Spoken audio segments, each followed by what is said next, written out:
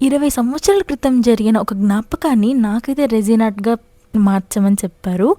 And ఈ order ఎవరిచ్చారో చెప్తాను. అంటే చిన్న స్టోరీ అనమాట. నా జూనియర్ నా కాలేజ్ మేట్ ఇచ్చిందనమాట ఇది. నా జూనియర్ వచ్చేసి అన్నది, "అక్క మా పేరెంట్స్‌కి మ్యారేజ్ అయ్యి 20 ఇయర్స్ అయితుంది. వాళ్ళ వెడ్డింగ్ కార్డ్ ఉంటది కదా! దాని నుంచయితే ఒక ఫ్రేమ్ చేయండి. అండ్ కుదిరితే వాళ్ళ ఫోటో పెట్టండి" అని చెప్పింది. అండ్ తను నాకు ఇచ్చిందయితే 6 ఇంచెస్ ఆర్డర్ అనమాట. సో, నేనైతే ఆ ఫోటో కుదిరితే పెడతా, లేకపోతే ఇంకా అంతవరకు చేసి పెడతాను అన్నాను వెడ్డింగ్ లేక.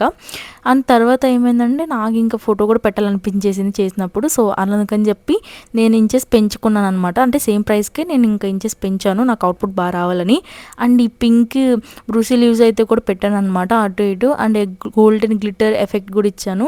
అండ్ ఈ పూసలు ఏవైతే ఉన్నాయో అవైతే గనుక ముత్యాలు. నాకైతే మ్యాక్సిమం అవి చాలా హైయెస్ట్ కాస్ట్ అనమాట.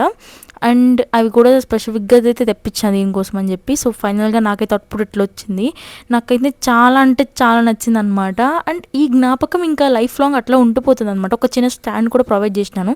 మీకు కూడా ఎవరికైనా మీ ఇంట్లో ఏవైనా పాత జ్ఞాపకాలు ఏమైనా స్టోర్ చేసుకోవాలి, అది రోజు మీ ముందు ఇట్లా కళ్ళ ముందు కనిపిస్తే ఆ జ్ఞాపకం స్మృశించుకోవాలంటే కనుక మన పేజ్‌కి మెసేజ్ చేసేయండి.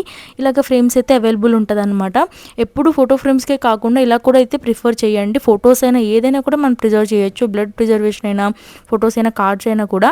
థ్యాంక్ యూ సో మచ్ ఇంత సపోర్ట్ చేస్తున్నందుకు. మీ జ్ఞాపకాలు బై మేఘా. Thank you.